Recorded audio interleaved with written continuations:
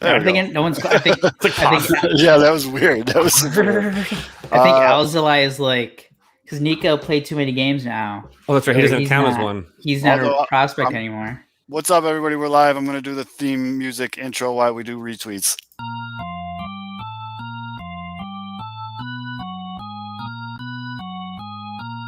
Rebuild of the favorites. We here for the latest. South side or the north side. Not tuned to the greatest. Home team for the home teams. Both sides got our own rings. On the mound or the long ball. But we don't put the wrong strings. Yeah. It's that time of the year now. Wrigley or Gantes or the whole league that we hear now. New show with a new mood. Discussions and interviews. Trade rumors that might be. This is Pinwheels and Knife. Yeah. Hi. Hello. Just doing some retweets. Sorry, I know I was supposed to get done while we were doing the song. Is this a new thing that it's posting through YouTube instead of Periscope? No, I just copied that link. Yeah, and I think Periscope is terrible. So okay. Yeah, I think since Twitter doesn't like support it anymore, like it just works shit on Twitter now. Dude, I tried to like when you guys did the Cubs recap, like I was trying to do the buff and it just kept buffering and buffering and buffering. That's what I remember. I had a few friends tell me is like I cannot get the Periscope link to work. Yeah. So, anyways, what's going on, everybody? Periscope. Yeah, dog. We're here, and interesting week of baseball. So let's just go ahead and dive into the show. 3, 2. What's going on, everybody? It is Friday, April 16th, and you have found the Pinwheels and Ivy podcast. I am your host, Matt Sawaski, a.k.a. Southside Zoe, a.k.a. Father Zoe. And with me, as always, Mr. Aldo Soto.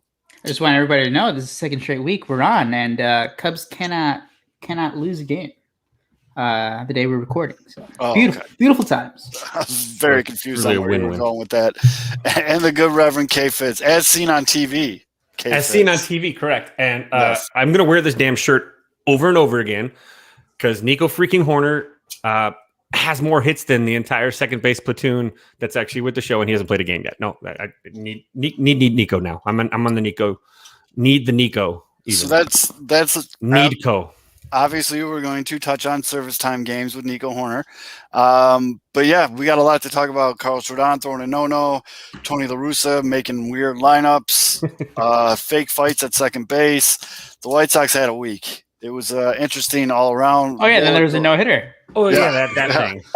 There's a near perfect game. Yeah, it was a toe away from a perfect game. Just a lot of crazy shit happened this week. Cubs, not so crazy. It's pretty consistent. Just we'll get to it. But it is consistent. All that and more. And like I said on Twitter, man, I need a drink. So let's tap this keg. As always, the show is brought to you by PointsBet.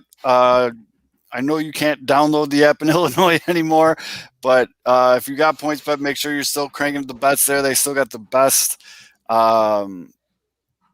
boosted odds as well as promos. Like what they've been doing a lot for the Sox and the Cubs game is you can bet up to $25. You pick a player, bet on them to hit a home run. If the player doesn't hit so if I pick Andrew Vaughn to hit a home run, and let's say he does not hit a home run, but the White Sox win, I get that $25 back. So it's basically awesome. I mean, the Sox got to win, which is right now a coin flip, but yeah, it's a pretty sweet deal. Good way to make some bank. And then as always, like I did last year, during the playoffs, I've been doing it a lot this season too, points betting individual players. It's a whole different way to bet on baseball games, and it's a lot of fun. What I've been doing lately for the White Sox is just finding who has the lowest point total, because you got to go over under a given point total. And like on Wednesday night, Madrigal was like a 12. And I was like, that's crazy low. So let's go ahead and points bet Madrigal. And then he had 3 singles, which was 30 points. So I got 18 times my money. Hell yeah. Yeah. Which was $1, so $18, but still, it's better than nothing. Yeah, look at Yumper, Robert and Lynn, points betting them. Robert had a day today. He did. We're going to talk about that actually right now. So, White Sox split with the Cleveland Indians. Damn, Fidge, you got all kinds of fans in the chat. Oh, well, you know, that happens. That happens when you break down pitching matchups in a professional Major League Baseball game, and JD gives you a compliment and says arm side run when you write glove side run. But, yep. Yeah. But the White Sox split with the Cleveland Indians. You want to talk about good, bad, and ugly? The series had it all. I feel like right now on White Sox Twitter and White Sox fandom, it's really easy to be harping on some of the bad things, and a lot of people are. They're really, really beating that drum. Yeah, really beating that drum. So I'm gonna try to stay up. I'm gonna try to stay up on this podcast. I was after Tuesday night, I was fully ready to come on this show, just like fired up, like very pissed off, big time Zoe rant coming, everything. So the reason why on Tuesday night it was the pitching matchup, we were all hoping for, like primetime TV. Hi, Ann. Oh, hi, Mrs. Fiddler. But hi. The pitching matchup we were all waiting to see. You had last year's AL Cy Young Award winner Shane Bieber versus very, very could be a Cy Young Award winner this year, Lucas Giolito. And you know what? It was everything. It was as billed. You know what I mean? Like sometimes you get these matchups that are super hyped up, and it's like, that did not live up to what it was supposed to be. This was awesome. This was pitching porn, what I tweeted out. Like it was. Bieber had his knuckle curve going. Giolito had his changeup fastball going. Bieber was locating pitches. But for some striking out Jake Lamb, Nick Williams. Yeah, for some reason, the White Sox thought it'd be a really just neat idea to have Jake Lamb DH and Nick Williams play left field. Gotta earn it. Sitting the hottest player in baseball right now in Yerman Mercedes. Couple things here. Let's break this down a little bit. Yerman's the hottest player in baseball. He is got this huge windup, but that leads to a short, compact swing. But when he gets a hold of it, it goes 500 feet. Like he just hit absolute nukes. And it's not like he's all or nothing, because I think it was. Oh, he's getting base hits. Dude, he's batting 476. Well, no, it's not just like he's like obviously he's hitting, but like he's not striking out. I think he only has like two or three strikeouts. Four strikeouts. As the time of this recording, he has 4 strikeouts. In 42 at bats, he has 4 strikeouts. And and that's always been the scouting report on him. You know, whether he's playing in like the backyard Dominican League or AAA, AA, wherever he's gone in the last 5 years, he's hit. It was his fielding that was always the knock on him. Mm-hmm. So you know what?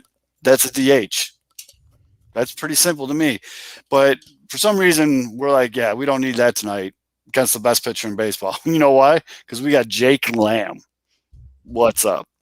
And then they put Nick Williams in left, and then you see people arguing, well, they put him in left because of the fielding. He's a better fielder. No, he's not. I mean, I know Andrew Vaughn is learning the position on the fly. Go look up Nick Williams' fielding numbers. Go ahead. I'll wait a second. Oh, I'll spoil it for you. They're all negative. Negative D-WAR, negative whatever metric you use to measure defensive players, Nick Williams is a negative. So don't understand. Yeah. Maybe Tony was just teaching Andrew Vaughn a lesson to lose games. I don't know. I literally, and I tweeted this towards the end of the game, I literally forgot Jake Lamb was playing. Like, that's how unforgettable, like, how amazingly forgettable his at-bats were.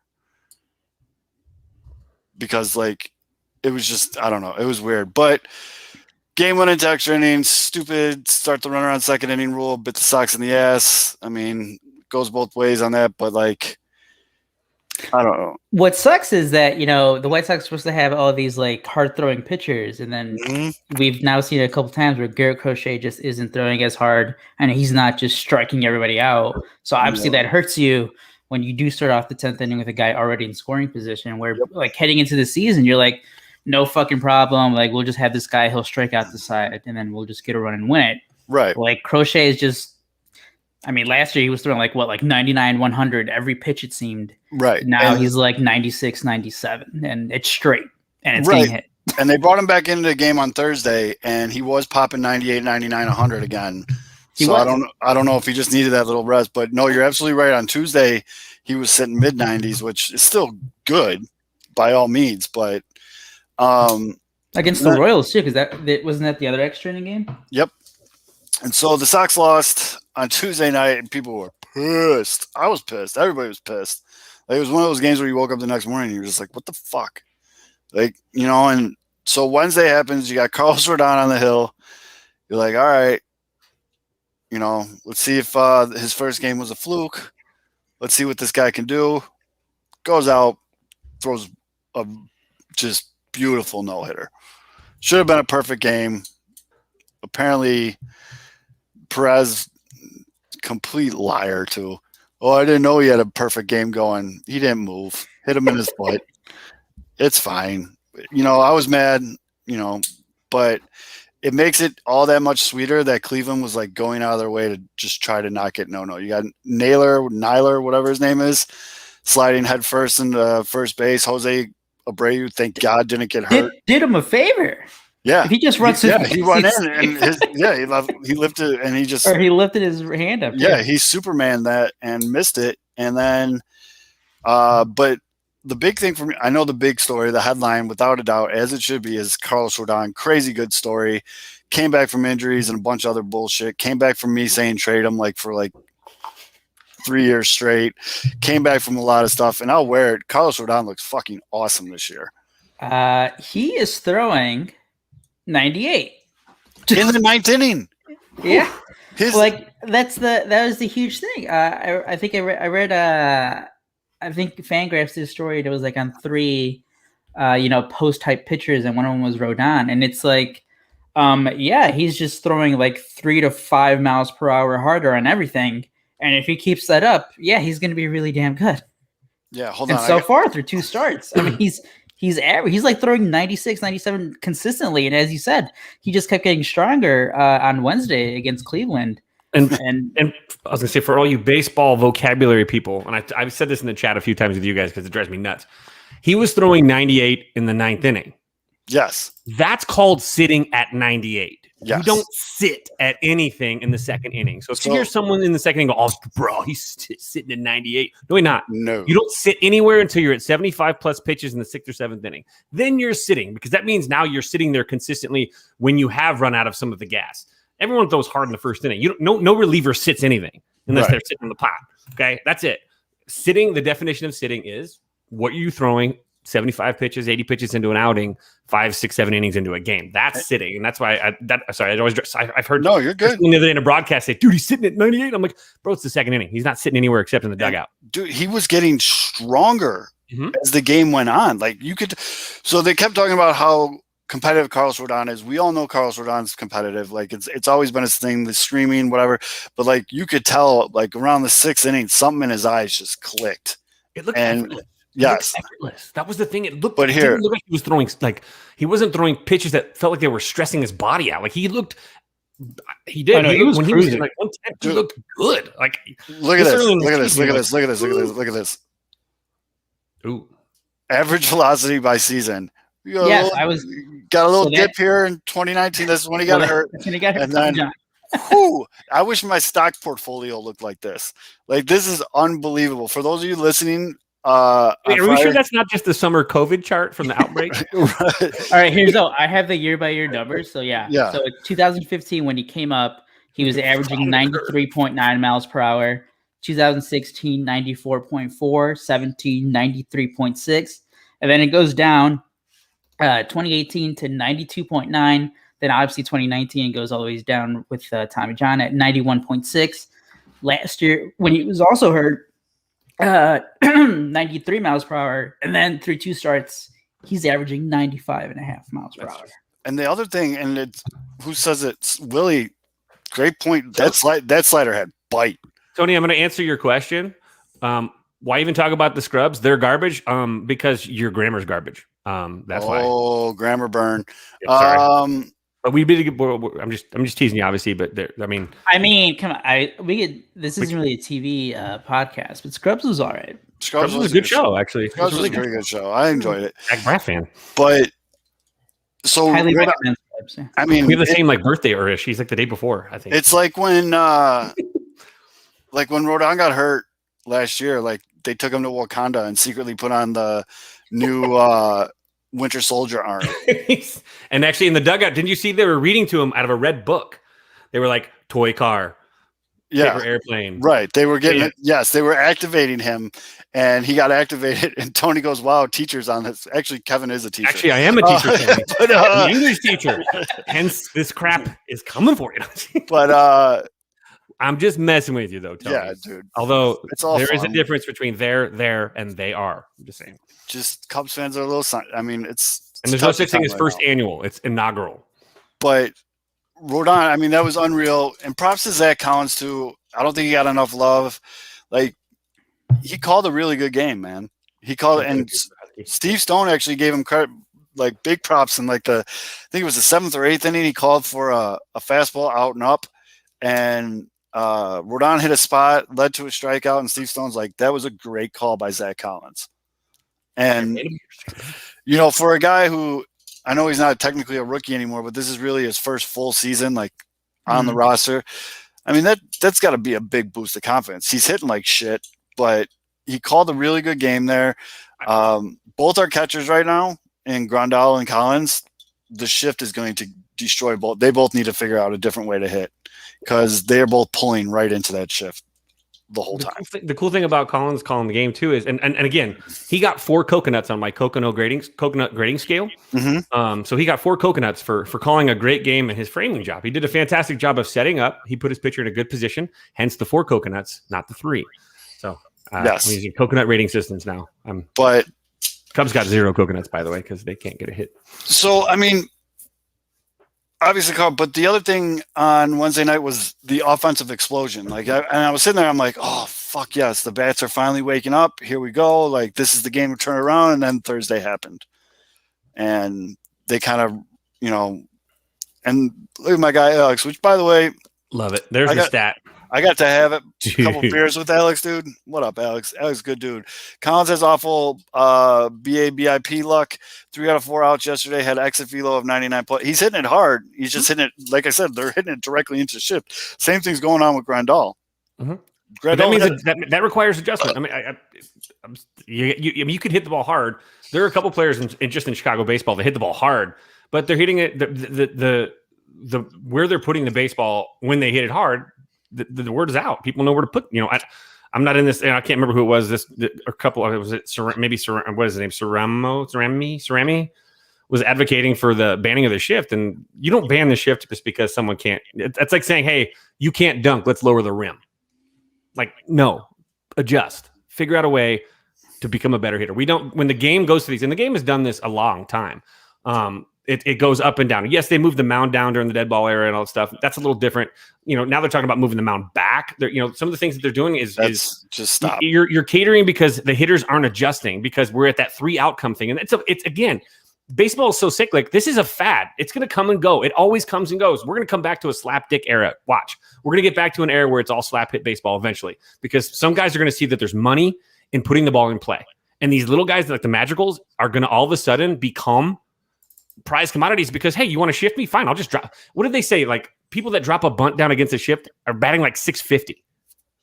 I mean, bunt until they stop, and then they'll stop shifting. It's like, you want them to stop? Then make it hurt.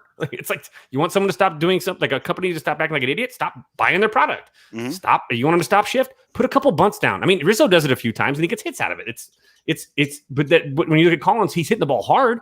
But like Alex even says it, they're going to have to adjust. Yep. You have to adjust your swing. Sorry, you can't just be a dead pull hitter.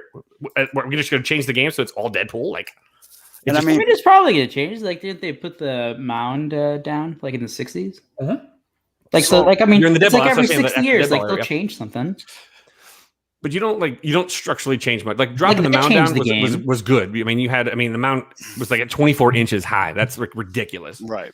But moving it back another foot, that's harmful for. We're talking about we're trying to market the game. We're trying to keep players healthy, and you're going to move it back a foot. So I mean, it probably seemed ridiculous at the time. Well, it'd be really ridiculous when people start having shoulder problems and you start having to spin that curveball a little bit harder and they rip an elbow tendon because they're trying to get a little bit more spin rate for that extra foot, which makes a huge difference in a breaking ball. But this is more about exit velocity and Collins hitting the baseball hard and the catchers just in general right now just not hitting the ball well right now for the White Sox. But it's not a lot of players hitting well on both sides of the time. Right. And I mean, the ball, doing the job. It's a pretty slow start for all the White Sox batters. I mean, and what I was talking about was if you look today or on Thursday, Grandal had a ball he smoked to second base. Like anybody else on the team hits that ball, it's a base hit, but the second baseman's playing in right field.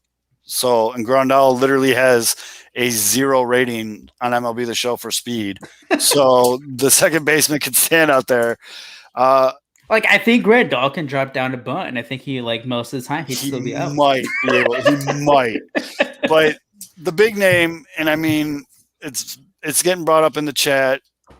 The big name that everybody's talking about right now, and rightfully so, is Jose Abreu. I mean, he's coming off his MVP season right now. He's batting 184. He's got 21 strikeouts and 49 at bats. He's almost striking out half the time right now. I have a -2 speed rating. Don't worry about that. But the message, and I think most people do get this, and I'm seeing a lot of people talk about this, and it's refreshing to see. But if you look throughout the course of Jose Abreu's career, he always starts out slow. Yeah, I was going to say, even last year, I think he started out slow. Last year. He started out slow last year. He is slow out of the gate.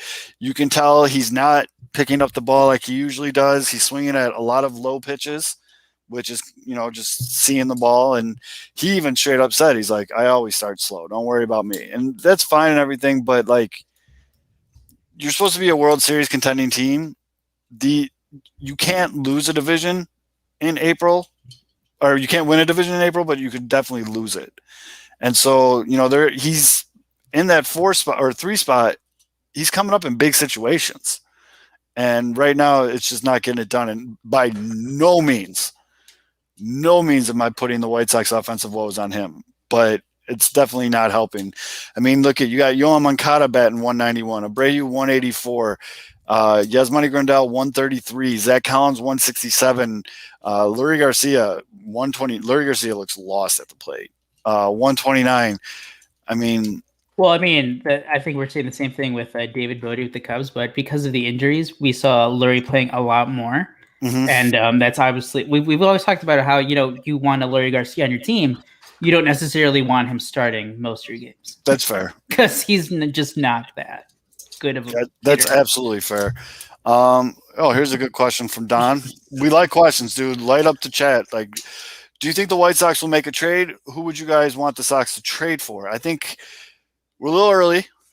We're a little early to talk about trades, especially with injuries. I know Tim Anderson came back on Thursday. I love that he just swung at the first pitch, got a base hit, and came around and scored like that. I was just and he looked very, very good in those all black on black Griffies he was wearing. Oh, yes. Yeah, I love those cleats. But it's a little early, but obviously there's been a name that I've seen. I think Josh Nelson's been throwing it around. So if you look at all the positions for the White Sox, what would you say their biggest need is right now? Left field. So there's this guy who's cheap, pretty good hitter, has the Tony La Russa connection with Diamondbacks. David Peralta. I have seen that. It's I saw it at first. I'm like, what's he doing this year? It makes perfect sense because he has and that's the other thing. He has an option for 2022, and it's $8 million, so it's right in the wheelhouse for the White Sox spending. He's 33, left-handed bat. So I think he struggled I think he was bad in 2020. Off to a slow start this year. But he's a guy who has had success in the past. Holy shit. He's batting 182, 9 strikeouts and 44 at bats. It's so early though. Like, actually, you know what? He was actually pretty good last year. He's just off to a slow start this season. He is, but again, he's that lefty bat. I mean, Jake Lamb, fire him into the sun. I don't get that. Just get rid of Jake Lamb. Like, you guys saw you were going to try to catch lightning in a bottle. That didn't happen. Get rid of him. I don't think a David Peralta is going to be all that costly. You got a Joey Gallo suggestion? I've seen that name too a couple times. I think Gallo would hit just tanks on the south side the way that ballpark is set up, but he strikes out a lot. Like a lot. He does. Jock Peterson? No. Your boys though. You're already abandoning ship after 2 weeks? Yeah. 2 weeks though? Come on. Does Jock play left field? Yes. JD Martinez would be phenomenal, but I don't think the Red Sox are getting. Red Sox just ripped off a 9-game winning streak. JD Martinez had 3 homers in 1 game. Like, I don't think by any means the Red Sox are sellers at all. Especially with the Yankees looking like crap. I don't know. Peralta, I'd have to think on. Obviously, Chris Bryant, I'd take any day. Or do you just keep rolling the dice and think that Andrew Vaughn's going to snap out of it? Andrew Vaughn had a very good game on Thursday. Today? You know what yeah. I gotta say, Thursday. This comes out on Friday. We're in a time machine. Sorry about in the that. future. But it's the future. Billy Hamilton will be like a trade acquisition once he's healthy. Seriously, Luke is eating Billy Ham sandwiches every morning for breakfast. Like, he loves the ham sam. Yep, he's a big Hamilton fan. Hey, at least he's consistent. But Andrew Vaughn, he's taking great routes to fly balls. And like, some people are tweeting like, oh, these are all right at him. It's because he's making them right at him. Like, you know what I mean? Like, he's just been perfectly fine. He's just right. He's been extremely serviceable. There it is. He had a good catch late in the game on Thursday where it was back at the wall.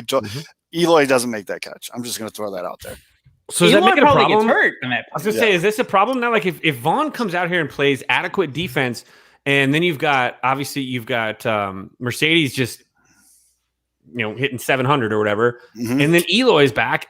What do you do? Like, and again, because I think that's pretty. I think that's pretty easy answer. I'm not even going to go down this road really, because we still got like 2-3 months without Eloy, and I mean, obviously Mercedes is going to come back down to earth, but Vaughn is actually, I really think he's going to figure out the hitting. His at bats are steadily improving, but I don't think this is even going to be. I mean, as much as I was just thinking, like, what would be like the play? Would you you put Eloy's bat in the lineup? Yeah. And so do you but what if like Vaughn's like on a heater and Mercedes is on a heater and then Eloy comes back? Like, do you move somebody else out? Can somebody else shift to another spot? Like say maybe Eaton's shitting it down his leg at that point. Do you put Vaughn in right and say, hey buddy, here's a new position, go get him? I mean, you don't want to put Eloy in right because he might die. That actually sounds like a really good problem to have. Mm-hmm. Well, this is obviously a perfect scenario. Right, and I'd be more that's perfect scenario. I honestly don't know what you would do there because you can't put Yerman in the field. Mm-hmm. No. Yerman. No. Yeah, Vaughn's next heater. Vaughn's next heater will be his first. Like, he's still figuring shit out. Like, he looks like a guy still figuring shit out. I think his ABs are getting better. He hit a double on Wednesday night. Alex brought it up though. He, as bad as Vaughn's looked, obviously he hasn't been getting the hits, but I mean, he's been taking his walks, so that's the sign of how everyone's been saying mature hitter knows the strike zone, but just a little. I don't know if it's the timing or what, but I mean, he's seeing the ball well. It's just hasn't really gotten it going with the hits, but he's been taking his walks. So yeah, he's got an OPS of 549. Resident stat guy too. Alex, OBP for Vaughn is higher than any other regular lineup player not named. Yeah, that's what I'm saying. Like, he's taking his walks. Yeah. Yeah. No. Never mind. Oh, that's the wrong one. Yeah, the Puig one is like a go-to. It's like the Puig thing now at this point. So deep into this, I'm good. Even mentioning Puig as an option is like Yeah, mentioning Colin Kaepernick as a quarterback option. Yeah, It's too late. It's we're beyond. He has the sexual assault case.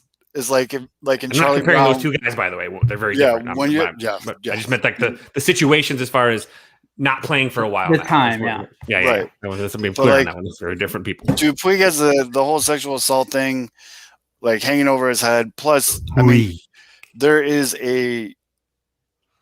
reason he's unemployed. There's so many teams that need hitting right now. Yeah. That if he was in the least bit employable, he'd be on a major league team right now. It must be major red flags because yeah, I'd say 60% of the organizations in baseball don't give two shits what you do on your free time, as long as you're. I mean, we've seen some jail. Baseball teams turn a blind eye to some pretty shitty things. Addison Russell. Excuse me, I was just coughing. Did I say Addison Russell? I didn't mean to. Sorry. No, you can say it clear because he's a piece of shit. Addison Russell. Yeah, but I don't know. I mean, I think it's too early to start talking about who this would trade for. I mean, obviously their strengths right now is their starting pitching. I mean, the White Sox starting five is an absolute unit right now. The bullpen, I'm not worried about the bullpen. We saw Evan Marshall had a really good series against Cleveland. Matt Foster's going to be just fine. I mean, he had a rough series in Seattle, but and then, Crochet's still a rookie by all means. And I was happy to see on Thursday he started hitting 98, 99 on the gun again. They're going to figure out the better use for him. We had, Hendricks looked pretty good when he got in against Cleveland. Bummer's looking good. Like, the pitching's good. I think the pitching's fine. I think if there is a trade, you're probably going to see someone from that bullpen be part of it.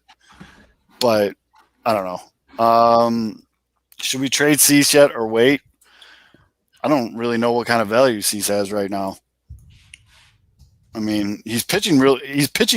He's very serviceable right now. He's not like lights out or anything like that. I'm a little worried about my top 5 Cy Young prediction, but I mean, I think he's pretty much been what he's fine. Been. And the way Rodon's been pitching, I mean, I have no problem with you even just flipping them in the rotation. Right? Yeah.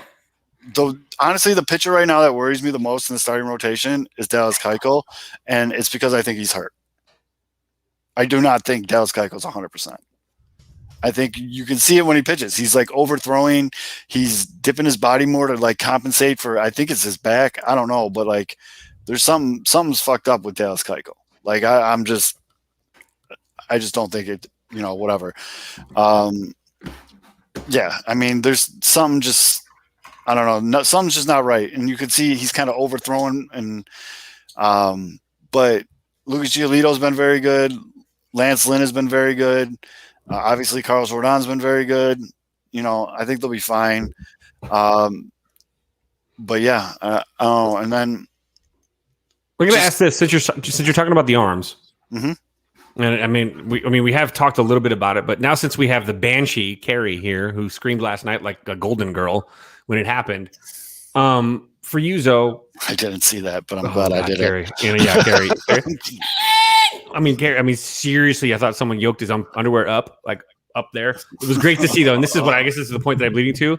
Last night, during the White Sox last year, they had Gio threw the no-hitter. It was fantastic. It was really cool to watch. There was only a few people in the stadium to be able to watch it. But then you have something else. Then you have this year. We're barely back, right? This is how many games? Was this game 5 back live? Like at the Guaranteed Rate Field, or whatever it is. And you have fans in the stand, and then you have a great comeback story like Rodon come out and go and obviously throw in. I mean, perfect game until Frankenstein's fat foot got in the way, and he throws a no hitter. And the thing is, last year was really neat to watch the Gio stuff. It was great for Sox fans, but I mean, you tell me how you felt last night, because this is the biggest difference that I noticed, and I posted a little tweet about it. This is the first time that this has happened in this new era of White Sox baseball where there were cameras in the stands, fan experience videos, people from every angle of the park filming this moment and filming themselves in the moment. And I joke about Carrie screaming like B. Arthur got her foot stepped on by an elephant, but at the same time, actually that would have been like more of a so it was more like if Estelle Getty got her foot stepped on by an elephant. But the scream itself was absolutely fantastic, and it was the fact that this experience was, you got to see so many different angles of it. And as a White Sox fan that maybe didn't get a chance to attend, or in Alex's case, unfortunately, had to work and gave his tickets to somebody else as a gift, so him and his father got to experience it together. Emotionally, for you, you got to see all this stuff as a fan. What did it mean to you to like? You got to experience it as if you were there digitally, in a sense, and that's something you didn't get to feel last year with Gio's no-hitter. This was something else. This was something that it almost was like a cathartic. I felt like, I mean, Teams of Destiny have things like this happen, but I felt like it was a cathartic moment for everybody.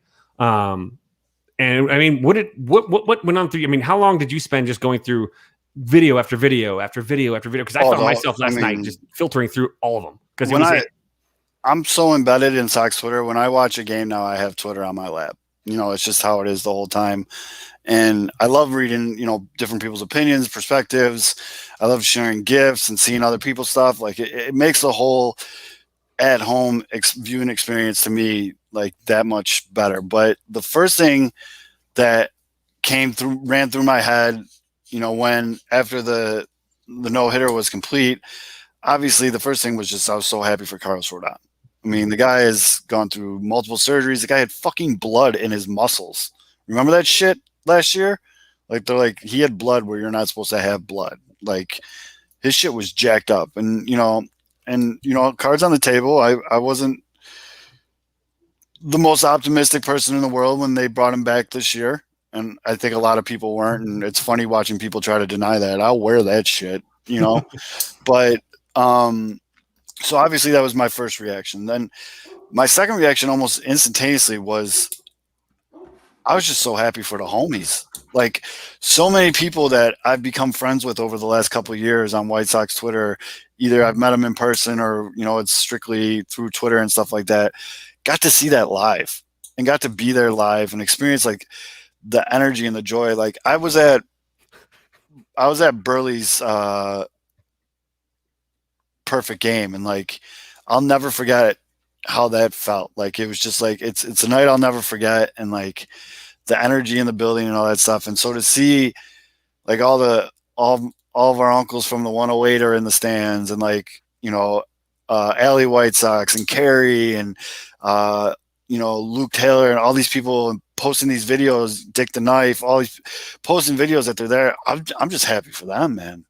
Like they got to experience that. And big shout out to my guy, My Sock Summer, because his pin tweet was amazing. My cardboard cutout saw a no-hitter and I haven't seen one yet. Fuck you, 2020. So my guy got to see one in person now in 2021, which is awesome. And also shout out to him because when I did the live show with Sox in the Basement guys from Cork at the Park last weekend, My Sock Summer hooked it up with some parking. But nice. You know, I got to say this. I'm going to throw this out there, too. I'm going to throw a compliment to Luke Taylor. You're talking about everybody's videos, and I talked to Luke a little bit. And Luke pulled a hipster, like a cool thing, too, like what old dudes like us do at concerts. Luke, everyone else had their phones out. Everybody pulled out, you know, they were watching and filming. And Luke was telling me how he stood at the back, and he had the phone away. He just took in the moment. He took in the moment. And we forget about that sometimes, too. I have a concert rule. I'll get one song. I'll pick one song in a show, and the rest is my experience. You don't get the rest of it. And Luke took that moment for himself. And there's something else to be said about that as well. And I think we are in a digital age, but baseball's such an analog sport. So for someone to do that, to sit back and to take it in without the digital thing, without looking through the screen of a phone, that to me is really, really special too. And I know that a lot of people do that. But to me, that stood out to me as also an incredible moment for him, because again, there's something to be said about just sitting back and just watching it and knowing that this is his moment, and it's not anybody else's moment either. It's his lean against the pole or the wall or wherever he was doing, wherever he was standing. And that's a good thing, man. That's also a thing that you got to respect as well. And I think it's important. You got to take it in. You got to take a minute. I mean, I understand the whole wanting to videotape everything, which I get. And you go back and you watch the video from the last out of last night. This is all you see. You know what I mean? Just like everyone's like, but like, I get it. You know what I mean? Like everybody wants to have that moment. Everyone wants to get that tweet out, and you should. But I'm glad to hear some people just kind of took a step back and like soaked it in. You know what I mean? I'd like Luke to channel his inner Tom Paints and draw me a picture in crayon of his experience. I don't know. That might be too hard. But yeah, and I mean, that's it for the White Sox. Like, it's supposed to rain a lot in Boston this weekend. So I don't know how many times they're going to be playing, but the Boston Red Sox are fucking hot. They lost on Thursday, ending a 9-game winning streak, but they're going in catching a Red Sox team. Rafael Devers, JD Martinez, those boys are on fire right now. Someone put it in the chat earlier, and I apologize. Like, I didn't get to it. They asked, am I nervous to see Andrew Vaughn with the Green Monster? Yes.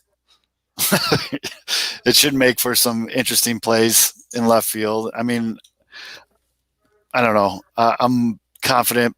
He's gradually earning more confidence in me in his playmaking. I definitely clenched the butt cheeks when Jose Ramirez hit that bullet into left field on Wednesday night against Rodon, because I was like, please don't fuck this up, Andrew Vaughn.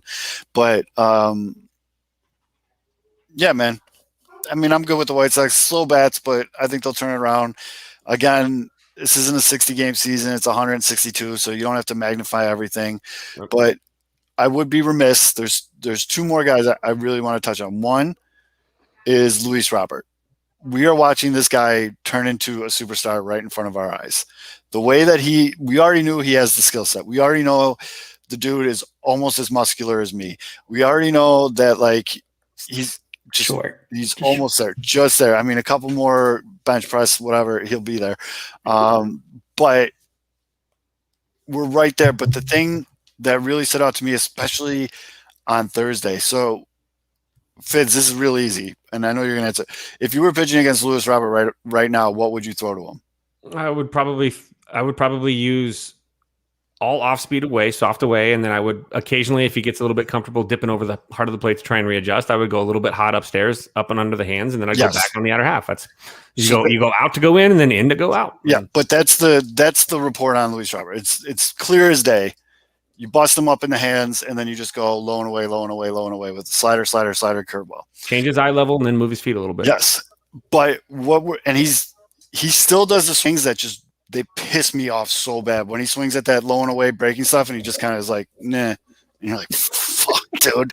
But on Thursday and a couple other times during the week, we saw him start picking it up a little bit more, and he started laying off it. And then I forgot who was pitching for Cleveland, but he tried to throw him that third slider low and away for strike 3 because he got 2 strikes on it already. So he tried to go again for strike 3. And we saw Luis Robert lean into it and just go to right center with it. And right there, I was like, if he could take that pitch out of opposing pitchers' hands, like if he could take that out of your arsenal as like a guaranteed strike, he's going to fuck some stuff up. And it's going to be awesome. So we're seeing him mature as a hitter. I think it's great. Had an awesome triple on Thursday. That doesn't happen a lot for the White Sox. So that was pretty cool. But I'm very excited to where Luis Robert is progressing. I have a question. Does he ever have a tendency to swing at, I don't know, middle? Does he have a tendency? middle? Does he have a tendency to swing at pitches that, are beyond the left-handed batter's box, like so right here? Oh, yeah. Yes. Luis Robert. Yeah. Luis Robert. It's not as bad. He's not Captain Caveman like Javi is in the box, but like no, he does, dude. The thing about Robert, because he still swings like I don't know what the percentage is, but it seems like it's every single first pitch. I have no clue why you would ever throw him a first pitch strike. No, because he swings at it every single time. Yeah, again, players like that, young players like that, you make them go get you. You don't have to feed them what you don't want to feed, like. You can give them a Fauci pitch if you want to. They might chase it. But 50 Cent do that pitch. Yes, I could definitely see Javi Baez swinging at a 50 Cent pitch. But that's what but we talked about it last year. He's going to go 2 steps forward, 2 steps back. Mm-hmm. I feel like he's probably swinging at those less. He's just got to learn. He's got to learn the spin rate, and he's got to learn how the break is going to eventually affect the strike zone. And if he could figure out what is an acceptable break and just really lock in on reading it from that moment, he's going to have a great deal more success. And that's what he's doing. And again, it's not something you can teach. You can't teach it. It's an experience thing. He has to see it. He's physically freakish, and physically freakish people, time slows down. And in his case, he'll eventually see, okay, so if I see the break at this point, I'm going to go ahead. I need to lay off. And that's what good hitters really do. If you go up there and you're just a guesser, and I don't think that's going to be the case with him. I don't think they'll let him just go up there and guess. Now, and that's what Javi does. He's a guesser. He decides like, the pitcher's starting to deliver, I'm swinging or I'm not. And that's not what you really want out of a young pup. You want a young pup to sit there and learn how to read, because really good hitters, they can see the baseball out of the hand and read the spin. They can read. I know it sounds crazy, but we're not them. They're freakish. They literally see things in I honestly believe that 24 hours for a Michael Jordan feels like 36 for us, or vice versa. Yeah. Vice versa. I got what you're saying. But no, and I mean, they're professional baseball players for a reason. They can see, like, they have that eye. Like, I get that. But an interesting thing with Robert, I'm saying, is Fangraphs. So last year he was swinging at pitches outside of the zone at 43%, and right now that's up to 48%. So he's actually swinging more pitches outside the strike zone. But he's already got 5 walks this year. Like, he's on pace to, like. Oh no, but the good news, obviously he's swinging more, but he isn't. He's still on the. He is making more contact. He is making more contact. Yeah. I would say I definitely still keep him on the learning curve, like, but I'm not going to excuse it. Oh no, it's the same thing. It's the same thing that Kevin said. You know, he's going to take the 2 steps forward, right? The 2 steps back still.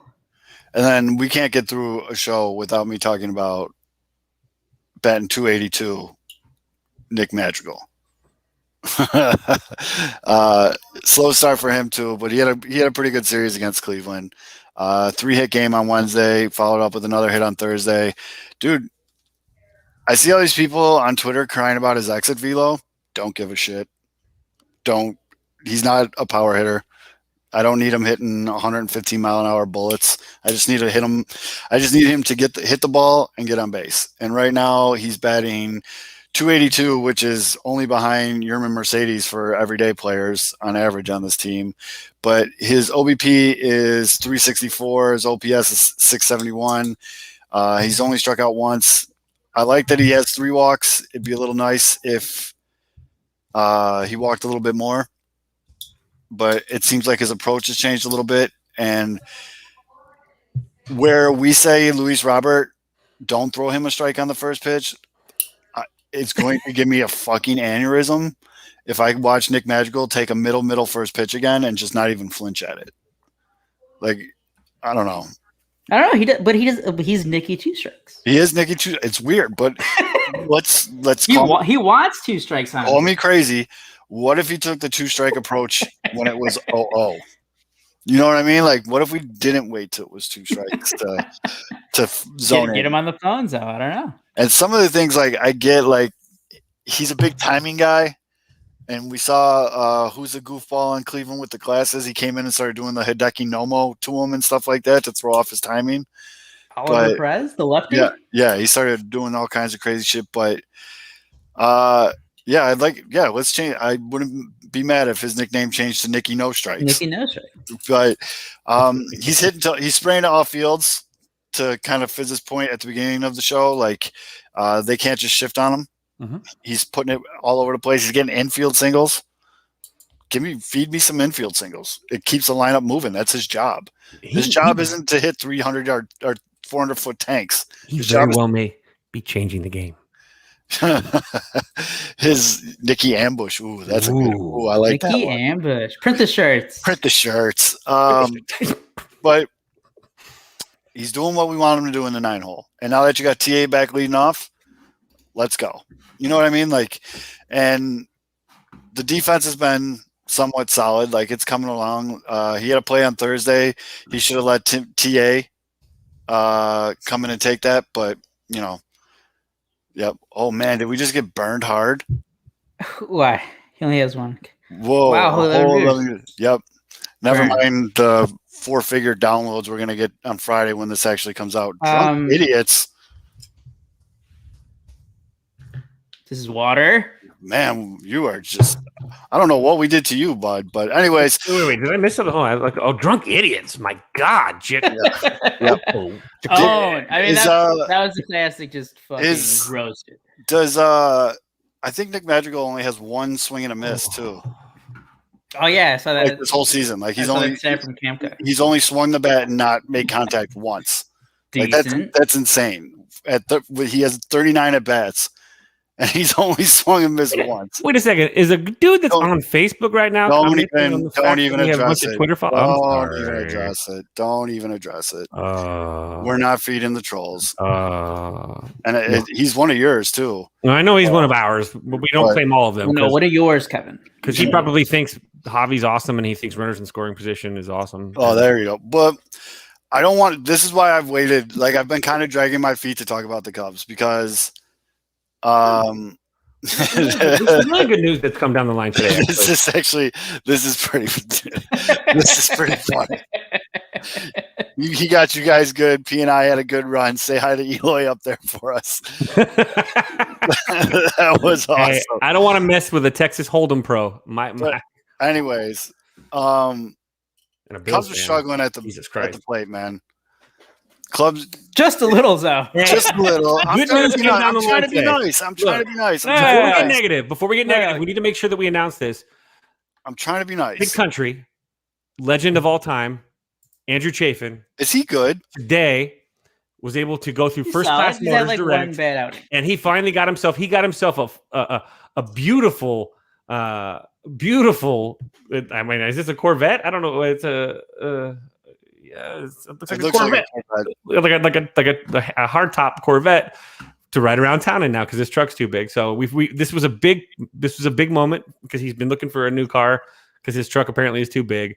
And this man is a legend, and he's only been in a Cub for a couple months. He's the most fantastic dude ever. Honestly, I'm not. I'm all for the hair and the swagger the guy's got. He looks like a great dude to sit down and rip a 30-pack of Busch Light with. I'm all about that. Is he good at baseball? Absolutely. He's been their best, probably their best left-handed arm. He had a bad outing. That wasn't a loaded question at all. No. The Alzolay start, which is I put this on David Ross. Bases loaded, or was it Alzolay gets a fielder's choice, bump at the plate. Alzolay's only at 68 pitches. He's been pitching well. He's a little bit of rough, but he finally gets the out. And then Ross, instead of letting the kid finish, Ross brings in Chafin to face a righty who then doubles down the line. The actual pitching decision from David Ross was a dum-dum. It was David Ross trying to, instead of just letting the kid maybe wiggle out, it would have been a much better thing to let the kid teach himself how to get out of a jam. And basically, because he was one pitch away at that point. He got the ground ball and the four-sided sack at the plate. He gets one more roller to Javi and the inning's over.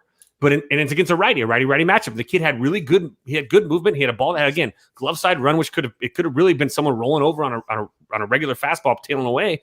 Then he would have been over. Instead, he goes to a lefty righty matchup, and it was the first pitch, wasn't it, that Chafin threw? And the guy kind of ass in the dugout, flipped out, and just hit a dinker down the left field line, and then shit just comes off. That's the only time he's been bad. He's come in and he has thrown well. Almost, other than that, what is he? 4 outings right now? 4 outings. So 3 out of the 4, he's been fantastic. He's got a couple holds in front of Kimbrel. I mean, you put those two guys back to back. Rossi's suspended is what they're talking about. Rossi can't make a shitty pitching move without. Why is he suspended? What did he do? Because Wilson Contreras decided he would openly tell everybody that they shouldn't have thrown at the pitcher and they should have thrown at somebody else. No, that's not what he said. But wait, time out, guys. We got breaking news. Oh God! Breaking news. Nick Madrigal is now sponsored by Toyota. Oh, that's like he probably had a little Toyota, like one of those little minis. I mean, this is pretty funny to me, but he just Instagrammed a picture a half hour ago that, "Dear Toyota, I'm stoked for this season ahead. Let's go." It's a Prius. It's a Prius. It's a picture of him with the Toyota logo. I mean, so I was going to say, put him in a Prius. No one is happier that Nick Madrigal got it going here than Toyota. Because imagine if he was still struggling, and they had to do that promotional post today. Oh, that'd be brutal. Because he's not a guy who I don't think he does. Does he post a lot on social media? No, he. I mean, after Rodon's no-hitter, everyone on the team did an Instagram post "Hey, my guy did it," blah blah blah. But every once in a while, his girl posts a lot and tags him in it, so that'll show up in it, and he just reposts it in his story. He only does it on Instagram, and his twin brother posts a lot and tags him, but he himself, he'll do some baseball stuff, but he mostly just reposts. Yeah, imagine if he was still struggling. Shit. It's hey Nick, we need you to post this on social media. The fact that our contact guy is sponsored by, he's not Ferrari, not Porsche, not it's Toyota. Because he's Dependable. efficient, though. I'm calling him. That's Nicky Camry right now. He is a very. Oh, that's hilarious. Sorry. Okay, so real quick, sorry. To answer this question here, I'm going to show the clip, and then we can decide what Wilson was saying. Because when you read the transcript of it, but let's see. I'll just share it with you guys, and you guys can make a decision for yourself. So here's. But I told him like that probably was a mistake of us. Like trying to hit the pitcher is not. I don't think he's the right guy to do it. So I think if we wanna hit somebody, it has to be a position player. If you're going to hit somebody, it has to be a position player. Yeah. So here's what the Brewers beat writer put. In other words, Contreras was claiming to Woodruff that if they didn't throw behind him on purpose, essentially he says he told Woodruff, look, if we were going to retaliate, we'd throw at a hitter. Yeah. All right. Well, hold on, guys. Rewind, and one of you two paint the at picture. At the end of the day, I don't really care. I always think the whole retaliate, like if the Cubs did do that, it was obvious. He threw behind him. Oh yeah, no. These are major league pitchers. Like, I don't get. You know what I really hate is that the baseball players actually have to make up bullshit instead of just saying, "Hey, guess what? We did throw at him," and I have no problem with them throwing at it. By the way, so I have no problem with him throwing behind Woodruff. Hit him in the ass. That's fine. That's why hitters got to hit. Guess what? Trevor Bauer can't be a dick if he's got a dig in the batter's box. Stop. Sorry, that was a little bit of a. You guys got to paint like. What? Well, Wilson Contreras has been hit like 85 times this year by the Brewers, and so Woodruff hit him in this bat, and I think KB got hit too, and I think somebody got run, and then later on in the game, Tepera's in, and he throws 4 feet behind Woodruff, and gets. Did they kick anybody out at that point, or was that just the warning at that point? I think it was just the warning. Just the warning, and then somebody got run. No, somebody already been run, right? The bench coach or whatever. That was in Pittsburgh. Oh, that was in Pittsburgh. That's right. Yeah. Well, gee. So, in other words, the word is out on the Cubs that you throw them inside, bust them inside, and guess what? If your weakness is inside and sometimes you don't hit the spot, you're going to get dosed. Wilson has a tendency to lean in, which is fine. That's what you do. Swear it. And he had one that was a little bit of a head spinner, but that shit's scary. That's not cool. But, I mean, the fact is, he just, again, I'm on the whole thing of, fine. Like, I wish baseball didn't have to, like hockey, you go beat someone's ass. They don't, that guy they were just tapping each other. They love each other. Like if there's headhunting, that's absolutely inappropriate, but hitting a dude in the ass. Okay. You could trust a guy to throw a ball right down the middle. These are pro pitchers, but you somehow are scared that if he throws a ball at a guy's ass, he's going to miss. Like the ass is bigger. It's a bigger target than the strike zone half the time with some of these guys. And so I don't have a problem with Willie.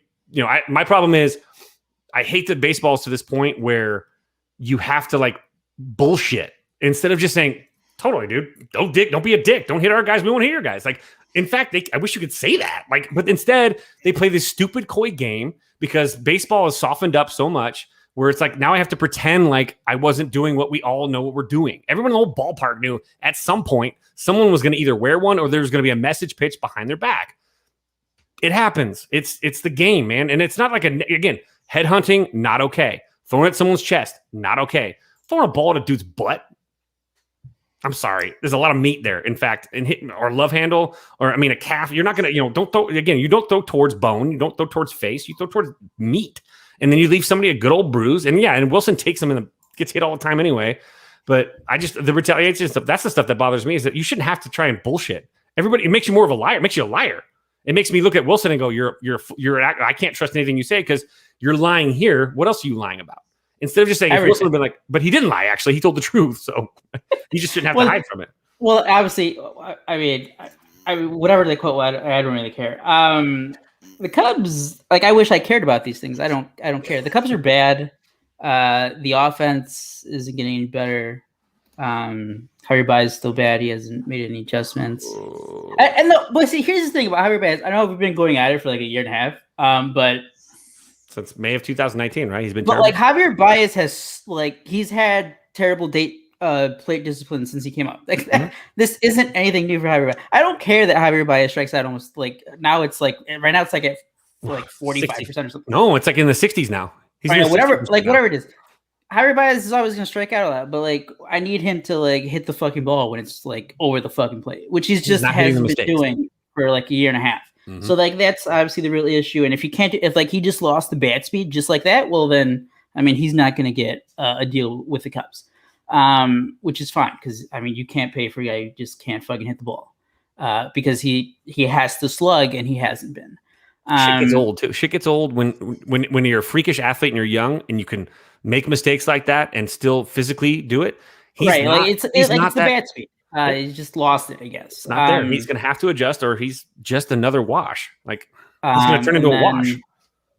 Ian Happ has been good. Jock Peterson's been terrible. Jock Peterson Jock Peterson's hitting 108. Shout out. Yeah, he's doing it for specifically the 108 guys. Yes. And by the way, if Jock couldn't make my life any worse, Dodger fans now like to run their damn mouth because they're mouthy 60-game world champs. And I get so many texts about how's Jock working out for you now. I'm like, dude, Jock, I don't know. He was a free agent. They signed him. Like, it's not like they lured him away from the Dodgers. But like the very scary part is that we're all assuming that, like there's going to be a big free agent class after 2021. Like we're assuming it's like, yeah, man, they have to like maybe go after Trevor Story, right? Or like go after Correa or whatever, whoever it is. Mm-hmm. Like, what if the Cubs don't? Like, what have we seen in the past 3 years that makes us think like, yeah, no, like they definitely are going to go out and spend money. Right. So that's the scary part where I'm at, where it's like, well, are the Cubs just gonna like hold it in for a couple of years and just like wait for Ed Howard or wait for Amaya to come up, wait for some of the pitchers to come up, or like are we gonna have to wait until 2023, or are they actually gonna like if they let's say they do re-sign Chris Bryant, fantastic, I love it, I still want to see that happen because Chris Bryant is their best player. Mm-hmm. And I still think he's going to be very good for like the majority of whatever he signs his next deal to. But if it's Chris Bryant and then like no one else, what's the point?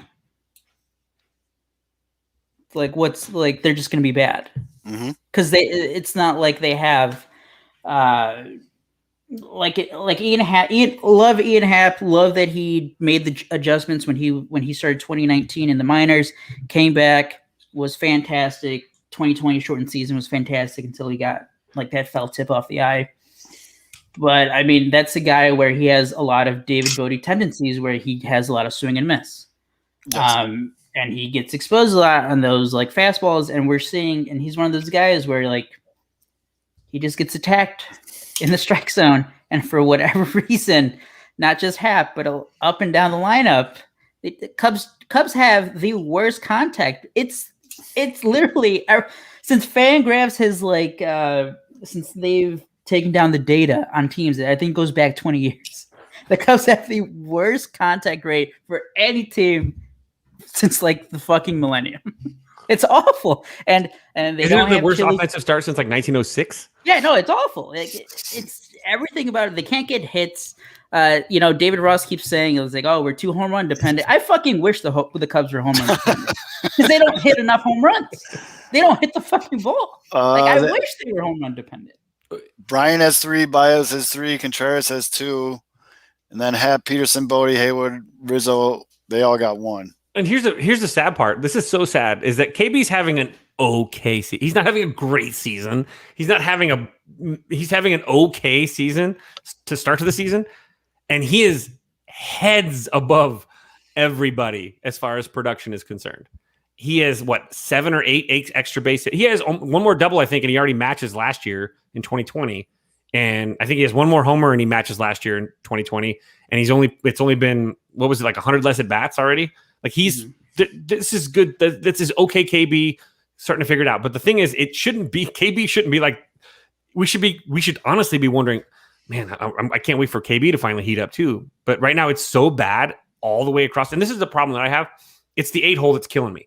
It's Ian Happ struggling in the leadoff spot. He's still taking walks, but the 8 hole is killing me because there is no DH. So you have an 8 hole that's a goose egg, and then you have the pitcher spot, which is always a goose egg. So really, you have a bottom third of the lineup it's dead. You can't string together 3 or 4 hits in a row because it's dead. The bottom of the order is over. So David Bodie, who quote unquote beat Nico Horner out for the job and service time manipulation, and Eric Sogard, vaccination man specialist. The two of them have a combined like 5 hits. They're literally combined hitting like 120 in front of the pitcher. And in fact, if you have a pitcher swinging away, you're bound to get a pitcher probably hitting somewhere near 122. So that needs to be fixed. That is not, again, people think, well, you people think that Nico Horner is going to fix everything. No, I don't. But I think that Nico Horner is one of the fixes that will help this thing get off the ground. Do I think he's going to carry a team? God, no. But he's going to be in the 8 hole and he's going to get on base at least 3 out of 10 times. And that spot right now is such a goose egg that basically it's back-to-back zeros. So once you get past the 7 hole, God forbid Jason Hayward heats up because now he's back to 200. He hit the 200 mark the other day, had a couple of hits. Great job. Maybe Jay Hay gets hot. But if you had, and he wasn't hot, so you had 7, 8, 9. It was basically, hello, goodbye, see you later. And you need that. And so the 8 hole is my biggest concern because if there's no production, if it's not producing in front of the pitcher, I mean, there's no DH, man. And I'm not making an argument for the DH, but I am making an argument for having a roster that has a good 8 hitter, which is very important. I'm also an advocate for someone to hit the pitcher 8th, and then let that 8 hole be the 9 hole, and the 9 hole. You see how bad this is? Kevin's fixated on the 8 hole. 8 hole. The entire Cubs offense sucks, except for Chris Bryant. But I'm looking at what things, little things that can be fixed that really make. Again, the 8 hole sucking really means the 2 spots suck. Because you don't even have an opportunity to move a runner over. And so that's where I look at the 8 hole sucking as being a problem. If the leadoff spots pretty much suck for I don't know how many since Dexter. Here's a legit question. Do you guys think the Cubs will start taking the old White Sox approach and start trying to fill their roster gaps with aging veterans and busted project players? What do you think Sogard is? Yep. That's a good point. That's the thing. Some of these other guys the Cubs are at that stage where like they didn't trade guys when their values were high, so like that time's passed. They have a couple guys who like maybe they just aren't worth signing to long-term deals anymore. And then they don't really have there's obviously you have Christian Hernandez, you have Ed Howard, you do have a couple guys who are like waiting, but they're still like 2-3 years away. So there's no immediate, we're gonna be fine. Yeah. So like they have to spend money, and again they just haven't for the past 3 years. So I just don't have any. It's like with the Bears. It's like with Ryan Pace and Matt Nagy. It's like they're gonna have to find another quarterback. Like, how can you be confident that Ryan Pace is the guy to do that? How can you be confident that the Cubs are going to be spending big money? And we say that and this is the thing that I always hear from people that argue, well, the Cubs spend plenty of money. They're one of the highest. Spend money correctly. Okay, it's not just about spending the money. You have not paid your best players at all. You've paid a bunch of dudes that have been mediocre a ton of money. You've paid a guy that didn't even throw 2 games. How much money? And Chris Bryant in his MVP season made, what did he make? $800,000. And then the next year you gave him a $1.5 million contract. Like he made $11 million in his first 4 seasons as a player. That's half of what Jason Hayward made in the season where he hit like 210 once. And like that's the thing is it's not just spending the money, it's spending it well. Theo did screw up a few things. But the fact is they cut a bunch of payroll, and no big market team worth $3.7 million or $1 billion should ever have to rebuild and tear it down. It's a retool, and that's a big difference. And honestly, the Cubs, I don't have a problem with, Rizzo is going to be fine. I'm waiting for the Jock explosion because Jock is a streaky guy. When Jock Peterson breaks out, look out because it'll be like 3 weeks of fucking like insanity, and everyone will be like, "Oh, he's back," and then he'll go cold again for another 2 weeks. That's the player he is. We said that in the spring training. That's the player he is, and that's when you ride the storm. But the Rizzo stuff, Rizzo's going to figure it out. I think maybe there is a little bit of I think as much as he tries to play off the contract thing as a non-issue. I think that people that gave a deadline, it is an issue because you gave a deadline and it still becomes a distraction because he's not going to not get asked about the contract stuff. And, KB didn't give a deadline because KB's like, fuck you, I'll do it. I'm going to play. And Scott Boras, if I have to sign in January with the Cubs, I'll sign in January with the Cubs. It doesn't matter. It's baseball, time to play. And he's the only of those 3 that didn't give a deadline. Javi gave a deadline. And of course, the Cubs were like, okay, bye. We're not signing you. So see you later. And he's like, oh, wait. Well, we'll keep talking. And his team has done a really good job of keeping Javi in the dialogue. But the fact is, Ian's not producing. Rizzo's struggling. Wilson is back and forth, but you'd like to think the big game that he had the other day, I think it was kind of smart for Rossi to sit Wilson to allow him 48 hours to kind of just marinate and really kind of embrace the success. That was a big 3-run jack that he hit in Milwaukee. That was a monster moment, and you could almost let that guy kind of just marinate in success for 48 hours and come back, and the confidence level is going to continue to go. So that's a good thing. But again, I don't worry about Rizzo figuring it out. We know what Jock is. The Javi stuff is frustrating only because we've heard enough excuses. It was in-game replay. It was no fans in the stands. Losing was hard. Well, what is the next excuse, Javi? I can make a Pinterest board, a spirit board on Pinterest on Javi excuses. figure it out and adjust, dude. Because at this point, you were not even a 6-hole hitter. You're not even a 6 hitter. Do it. Make a spirit board on Pinterest of Javi and make them all like vision board, right? Vision board, is that what it's called? But like you got to do them all like inspirational quotes, like with like ocean in the background or like a sunset with like birds. I would be hitting right now if we had Indian replay. Yep. But hold on. Serious question from our guy Lil Yumper. With the roster construction and personalities in this clubhouse, does it seem Jed was not as big as part of the brain trust as he was given credit for? That's a TBD. But I don't like this. I don't like this clubhouse chemistry by any means. We had 0 COVIDs last year, and we've got how many COVIDs now this year? I mean, yes, the vaccine's rolling out and stuff, but taking personal interest in making sure that you stay out of situations that you may or may not get COVID shows discipline. I thought the Cubs locker room did a fantastic job last year, and we've lost a lot of those guys. We've lost the Schwarbers, the Lesters, even the U's, and now you've got a bunch of people that I don't know if Jed is as driven by character when he signs a person as Theo was. Theo actually gave a crap about like their character. Like he actually wanted like good, high quality character people in the locker room too. I don't know if Jed has the luxury of doing that because Jed is hogtied by a piece of shit owner that really kind of like hamstrung him a little bit with his payroll bull crap. But maybe not. But I don't know. It's hard. It's hard because I know that KB speaks very highly of Jed. He likes Jed. So I've never heard a negative thing about Jed from those guys. I didn't hear a negative thing about Theo either. So I mean, I feel like he does say that Jed is just more communicable, which means but maybe communicable isn't a good idea. Maybe you need to not be their buddies. You're their boss, and maybe that's what made Theo a little bit more terrifying. Is Theo was their boss first and their friend later. In the celebration, you could party when it's over. I think that Jed might be a little bit too friendly and familiar, and I think that might cloud some of his judgment because I know Javi gets away with way more than he should just based on clubhouse stories. So, I mean, I don't know. You got players. See, that's the thing, though. I mean, none of these guys have like. Would you guys are even close to signing long-term deals? So, like, Jed probably doesn't like anyone. Would you be interested in Starlin Castro because he just hit a home run? Hell yeah!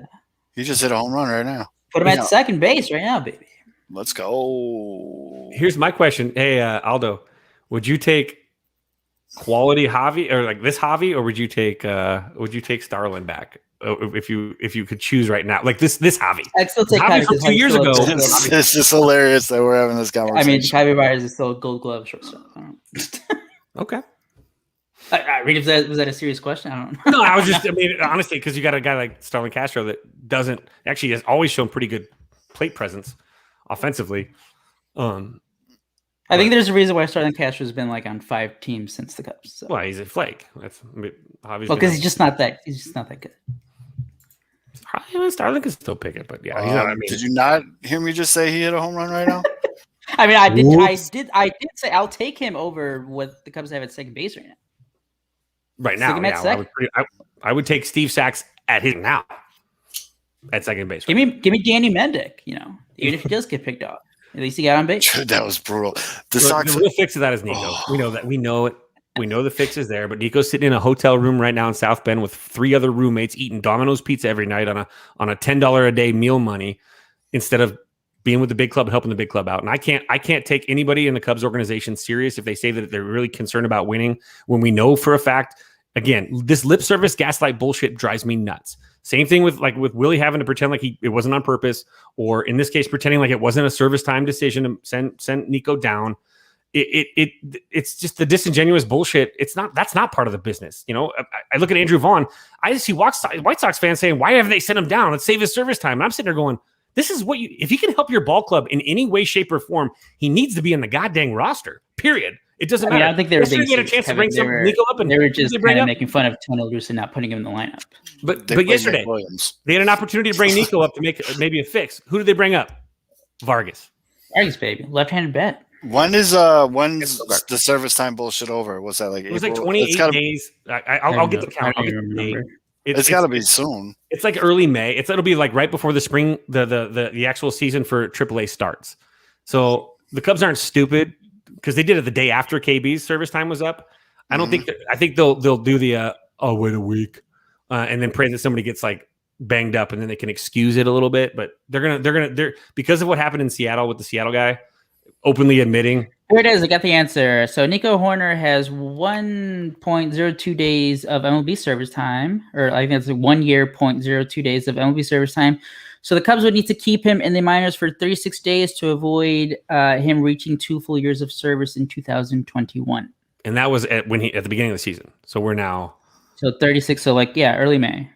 Oh shit! I thought it was sooner than that. No, it was a whole month. It was like a 20. Yeah, it was like 26, 28 days. Whatever he just read. That was the day that they sent him down. So that's just a game that you don't play. It was only 60 games. But again, the CBA is going to have to take care of this when they go to the CBA and they go to negotiate. This is the kind of types of thing, because it's not just people only assume the collective bargaining allows for service time manipulation for like rookies. But then you look at a situation. We talked about it with Chasen, for example, Shreve with the Pirates. His opt-out date is like in like 1 or 2 days, I think now. Which they sent him down. They didn't tell him why. So he's like, why am I? He had a great spring, and somehow guys that performed less than him made the opening day roster. He didn't. Well, if he was on the opening day roster, he would then be due $1.6 million. By not being on the opening day roster, they can now cut into it, and then as he gets close to his service or his opt-out date. His service time rolls over 2 days before his opt-out date. So what they do is they purchase his contract the day before his opt-out date. And now he can't opt out because they've purchased his contract, and they get an additional year of team control over a reliever that they basically picked up because they wanted to pitch him as a trade piece if he succeeds as the team. So they're basically saying, we're going to have you sit out April, and then you're going to come back and you're going to pitch for us in March or in May, in June, and you're going to do well. And when you do well, we're going to trade you to another team that we can sell the fact that we have an additional year of control over you based on the way that we service time manipulated you. And that's the stuff that these teams, it's not just rookies, it's position players and veterans too that get this kind of shaft at these players. They play these shenanigans, and the CBA is going to have to address it. And that's something worth standing out and really throw this thing out. It needs to be taken care of. The service time stuff there needs to be, because now that we know that we've heard from an actual executive that admitted openly to it. We know that this is the undercurrent, and this is what these people do. This is what the front office plays these games with. And I love that people are like, yay, it's part of the rules. They're not doing anything wrong. I'm like, that's true. But here's my analogy for this. It is also not illegal for me to walk up to your dinner table at a fine dining restaurant where you're eating a $100 steak and fart right in front of you next to your steak. It's not illegal. It's totally legal. But is it appropriate? Absolutely not. And that's what I look at it as, is you can use the service time. Sure, it's there, but only pieces of shit do it. So I mean, I could fart near you, but it's really not proper. It's not appropriate, and I'm not going to fart on your entree. That's what assholes do. Unless you're an asshole, then I'll fart on your entree. But that's different. White Castle, that shit. Some people might pay you for that. Some people would, yeah. I mean, throw down a tarp. Money's good enough, I guess. But that's just the collective bargaining is going to have to adjust this, and it's and I stole that fart analogy from one of my favorite underrated films called Big Trouble. It's Dennis Farina, one of my favorite actors. And he's like, I'm not going to come over here and fart in his deep, thick Chicago accent. He goes, I'm not going to come over here and fart in your entree, because the guy was smoking a cigar. And he's like, what does it say? Doesn't say no smoking. He's like, that's true, but it's common courtesy. I'm not going to come over here and fart in your entree. And I love how he just says fart. Like, I just hear him saying fart. But the CBA is going to have to do it. But the Cubs need to, there's a lot of fixes that need to be done, but there's an easy fix for at least that 8-hole, and that's called Nico Horner, period. I will die on that hill all day long. Okay. Steakhouse is cheap. Woo! Cubs baseball, baby. Woo! But what did you, Aldo? What did you think too about the two meltdowns? I guess we'll call them meltdowns from the two acquisitions, like the Davies. What do they say? I saw the 6th inning. The Cubs have given up more runs than any major league team in the bottom of in the 6th inning, I believe it is. And they have the bottom of the second games where they give up in the second inning. Yeah, bottom of the second and the bottom of the second. So I missed the Zach Davies start. So I don't know what happened there. The other one, I mean, this is the Cubs. The Cubs don't have. It's not like they're throwing out Lance Lynn or Giolito out there like every day. So like they're gonna pitch to contact, and you're gonna have these games where the team is gonna make a lot of contact, and they're gonna find holes. They don't have overpowering stuff, and we're probably gonna see this a few more times. It's not really a surprise. Zach Davies always has put up, or not always, but recently he's put up pretty good numbers last couple of years, and with the Brewers, obviously last year the shortened season with the Padres. I've never really liked Zach Davies though. Always punchable face, but obviously the Cubs are going to cheer for him. But I mean, he's fine.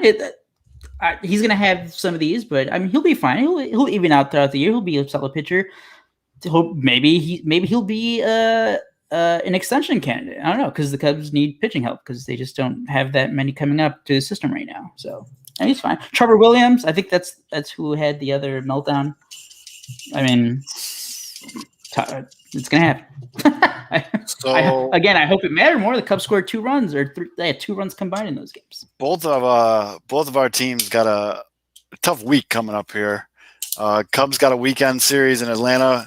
I mean, Ronald Acuna is gonna hit like 20 home runs. Ronald Acuna is a man on fire right now. Did you see the picture of that baseball? Yeah, he deformed a base. The dude caught his home run ball. He showed it to camera. Ball was like deformed because Acuna hit it so hard. I think that one game he had like 2 home runs, and like that just made me miss like when the Cubs could like hit. I was like, yeah, I remember fun baseball with my team. Ronald Acuna, very good. Ronald Acuna, very good. And then after that, they get the Stroman, Peterson, DeGrom treatment. No, the Cubs are fucked. Yeah. the Cubs. I think it's like the Braves. I think it goes Braves, Mets, Brewers again, or yep, Braves, Mets, Brewers, then Braves again, then Cincinnati, Braves. Who's on fire, and then the Dodgers. Yeah, and then the Dodgers. Yeah. You know, I brought this up to Kevin when we were doing the show on Monday, and I was like, yeah. Whoa. These next 3 weeks are. I mean, we're basically going to know if the Cubs are going to be trading or not by early May. Yeah, I mean that's like selling off. I mean, not trading to get better. Right, but that's a rough stretch. Cincinnati has like the best offense in baseball right now. They're just destroying balls. You're going to get DeGrom a week from today. We'll be on the air when that happens, so that's fun. See, the good thing about that is we're gonna have the 2 forces going. The Mets cannot win a Jacob DeGrom start, and the Cubs cannot get hits. So we might be seeing like a 0-0, like 25 inning game there. We also forgot to touch on this, by the way. Justin Steele made his major league debut. Another young pup. The Cubs have really been high on. He looked good. I don't know if you saw the story too about this. This gentleman posted a picture montage. And last summer, when everything was shut down for COVID, they were at a dock, and this big guy came over, and they were talking. They were in the boat next to him, and they're like, "Hey, stay here. We're gonna be right back. We gotta go grab something from. We'll be right back. Don't leave. Please stay here." And they came back with a couple baseball gloves and a baseball, and they played catch with the guy's kids. Right. Mm-hmm. Fast forward, it was Justin Steele, and I'm not sure who the catcher was that was with him. And so this guy was like, wait, what? And so Justin Steele, I mean, the stories that are coming out about a young man like Justin Steele, he's a very talented left-hander, but he's also apparently, it sounds like a very good person too, which makes me excited to it's always nice to root for good people and to see him come out in his debut and carve up pretty well. That's a guy that Justin Steele may be able to develop into more than just a reliever. I mean, he could project as an extended innings guy too, but it's nice to see that a lefty come in, a young pup, and get the job done too. That's always fun. I mean, the White Sox don't have it as tough as the Cubs in the upcoming week. We've got 4 games in Boston, but again, I'd be surprised if they play 2. It's supposed to just piss rain in Boston all weekend. Then they go to Cleveland for just a little quick 2-game, quick one. And then they back home 3 games versus Texas. That you guys should outscore him by like 100. Right.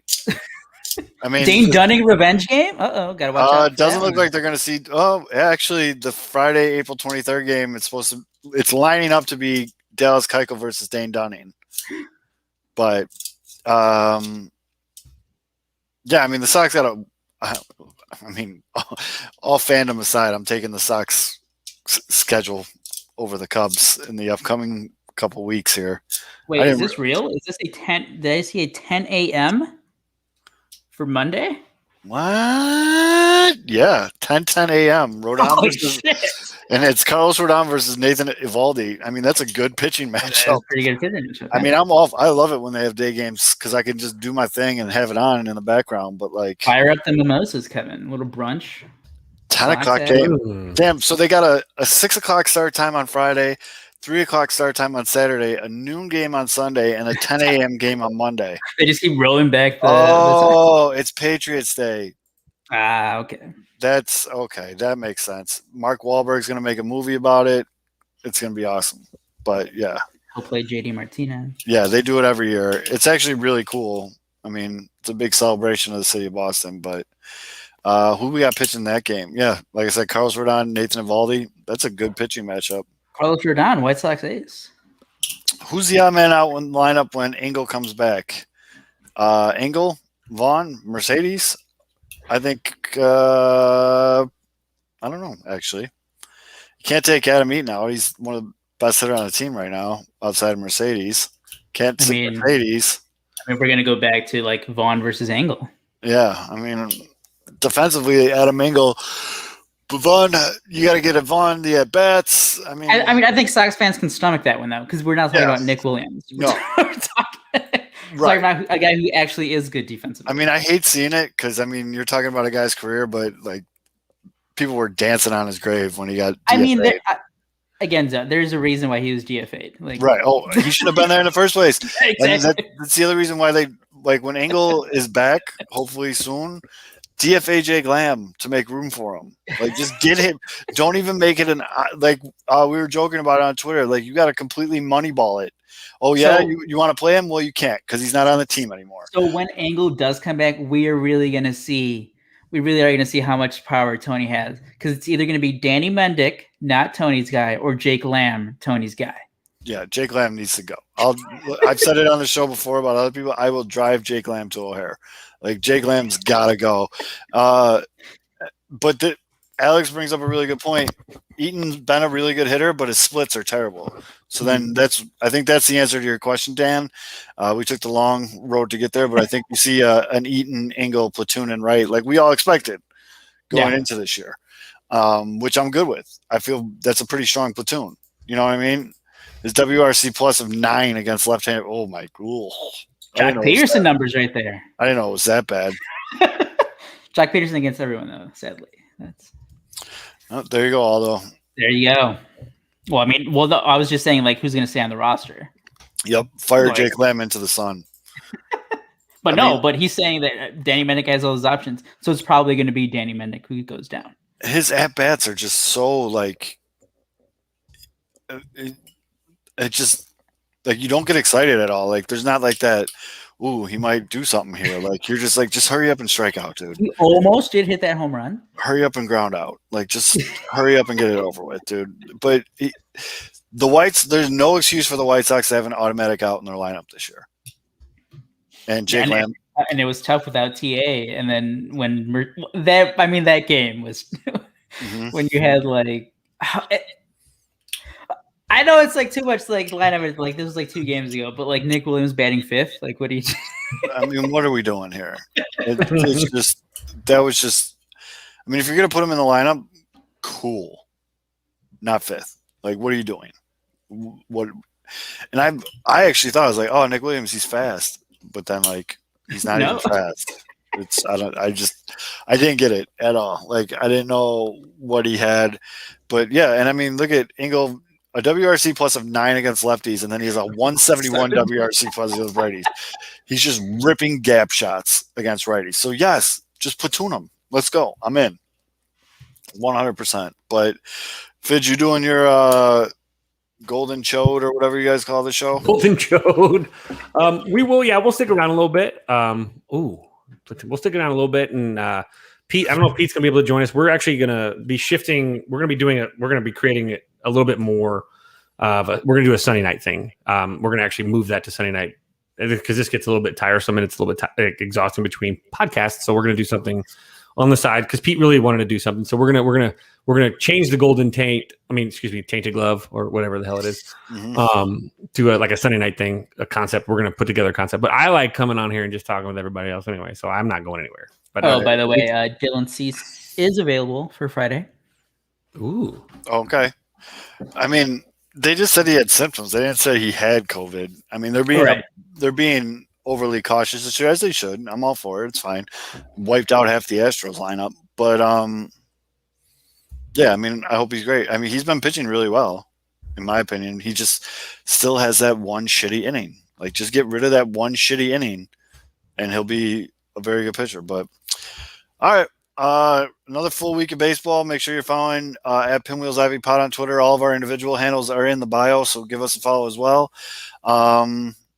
Yes, brings back memories of Delmonico batting cleanup. That's what Williams batting fifth was, 100%. For Aldo Fids, I'm Zoe. That's the Pinwheels and Ivy this week. Everyone stay safe, and we'll see you again next week.